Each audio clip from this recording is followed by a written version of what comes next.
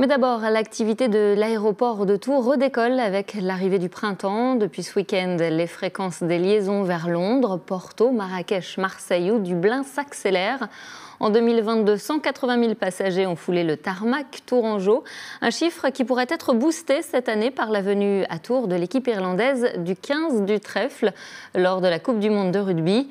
Alors, doit-on s'attendre à une vague verte en provenance de Dublin dans les prochains mois ? On tente d'y voir plus clair avec Clémence Dosque. Retour de la liaison entre Tours et Dublin à l'aéroport depuis ce week-end.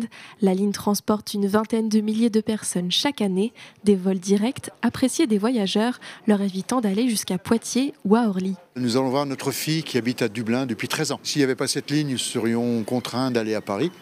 Nous habitons le Loir-et-Cher.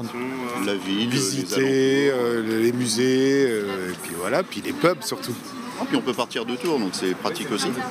La liaison est fonctionnelle de mars à octobre, un calendrier qui s'aligne avec la Coupe du monde de rugby en septembre prochain.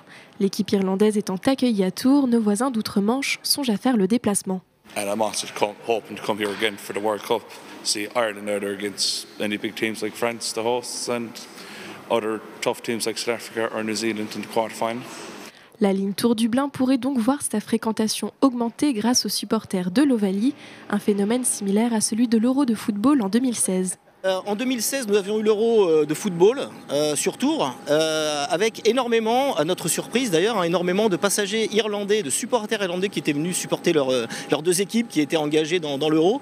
Donc là, on a l'équipe d'Irlande de rugby qui est basée sur Tours, la première nation mondiale. On a une ligne sur Dublin, donc on peut être raisonnablement optimiste pour effectivement les accueillir et faire vivre la ville de Tours et le Centre Val-de-Loire. Hors événements sportifs, les taux de remplissage des vols sont d'environ 90% à l'année. La fréquentation des prochains vols entre l'Irlande et la France est déjà au beau fixe.